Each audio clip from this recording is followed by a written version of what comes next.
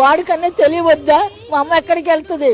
మరి వాళ్ళ అమ్మ వాళ్ళందరూ చెల్లెళ్ళు అందరూ వచ్చి అందరూ చక్కగా ఉంటారే, నేను ఒక్కదాన్ని ఎక్కువైపోయానా? నా ముఖం అంత అసహ్యంగా ఉందంట. నన్ను చూస్తే వాళ్ళకంటే బీపీ పెరిగిపోతుందంట. నన్ను చూస్తున్నంతలోనే అంత బీపీ పెరగాల్సి వాళ్ళకి హార్ట్ అటాకులు వచ్చి పడిపోతారంట, చచ్చిపోతారంట మొగుడు పిల్లలు. అంత ఇదిగా ఉన్నాను. నేనే పెంచాను కదమ్మా, నేనే పెద్దదాన్ని చేశాను కదమ్మా.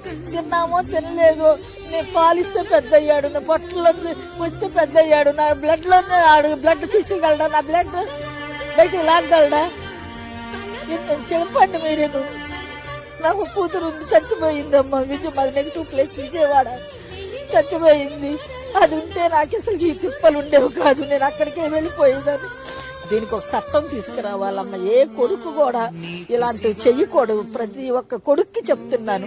దీని వెనకాల వాళ్ళ భార్యలు వాళ్ళ అమ్మలే ఉన్నారు. భార్య చెప్పుకోవాలిగా, మా అమ్మ ఒక్కదాయే ఉంది, మా అమ్మకి ఎవరు లేరు, మా అమ్మ తప్పితే నాకు మా అమ్మే ఉంది కాబట్టి మా అమ్మ నా దగ్గరే ఉంటుందని చెప్పాలి కదా.